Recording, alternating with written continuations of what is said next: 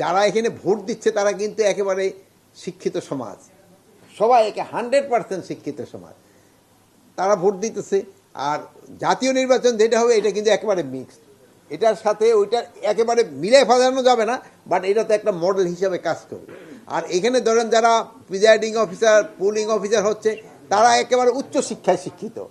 আর ওই জাতীয় পর্যায়ে কিন্তু আবার ঠিক এরকম হবে না, বাট এটা ডেফিনেটলি একটা মডেল। একটা অনেক বছর পরে একটা নির্বাচন হচ্ছে, এটা ডেফিনেটলি একটা মডেল। আমরা আশা করব আল্লাহ দিলে আপনাদের সবার দোয়া যেন নির্বাচনটা খুব ভালোভাবে হয়ে যায়। আমি তো কোনো পাল্টা অভিযোগ শুনি নাই। আমরা গতকাল আলোচনা করছি ভাইস চ্যান্সেলর মহোদয়ের থেকে, আমরা যেটা জানতে পারছি ওনারা খুব ভালো প্রিপারেশন নিচ্ছে। আমরাও আশা করতেছি একটা খুব ভালো নির্বাচন হবে।